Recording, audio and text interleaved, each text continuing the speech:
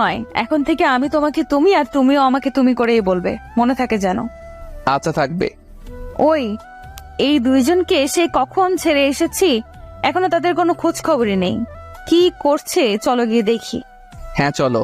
তারপর আমি, অধরা আর তার বান্ধবীরা চলে গেলাম। দেখি ফারাবি মাত্র একে অপরকে জড়িয়ে ধরতে যাবে, ঠিক তখনই মামা ভাগ সারাইলো। ফারাবি তো তানহাকে ছেড়ে সোজা দৌড়। এদিকে আমি, অধরা, বাকি সবাই হাসতে হাসতে শেষ। তানহাও যোগ দিল আমাদের সাথে। ফারাবি আসলে একটা মহাবিতু। হুম। আমাকে এতদিন ধরে ভালোবাসে, কিন্তু বলার সাহস পাইনি। আর দেখুন, আপনার মিথ্যে কথা শুনে কিভাবে দৌড় দিল। আবার সবাই হাসতে লাগলাম। সেদিন আর তেমন কিছু হলো না। পরদিন কলেজে আমি যথারীতি সাইকেল নিয়ে কলেজে যাচ্ছি। সামনে একটা মেয়ে হেঁটে যাচ্ছে। কয়েকবার বেল দিলাম কিন্তু আমাকে সাইড দিচ্ছে না। আমি যে একটু কাটিয়ে যাব সেটাও করতে দিচ্ছে না, বারবার বেল দিচ্ছি। একসময় মেয়েটা পেছন ঘুরে তাকালো, আরে এটা তো তিশা, কি ব্যাপার এতবার বেল দিচ্ছি, সাইড দিচ্ছ না কেন?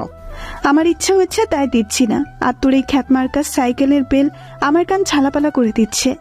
বাসায় রেখে আসতে পারিস না এই ভাঙারি ব্যাটারিকে? দেখো তুমি আমায় যা ইচ্ছা বলো, কিন্তু আমার সাইকেল নিয়ে কিছু বলবা না। তিশা আমার কথা শুনে মনে হয় রেগে গেল। তারপর তিশা আমার সাইকেলে এত জোরে লাথি মারলো, সাইকেল আমার হাত থেকে ছুটে পড়ে গেল। তিশা যখন আমার সাইকেলে লাথি মারছিল, আমার মনে হচ্ছিল সে আমার বুকে লাথি মারছে। আমি নীরব হয়ে গেলাম।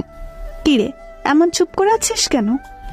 ধুর, তোর সাইকেলের মতো তুইও খ্যাত থাক। তিশা চলে গেছে, কিন্তু আমি তখনও সেখানে দাঁড়িয়ে আছি।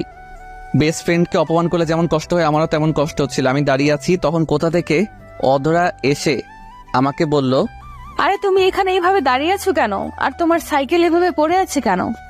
আরে তুমি কাঁদছো কেন, কি হয়েছে? আমি তখন অধরাকে সব বললাম।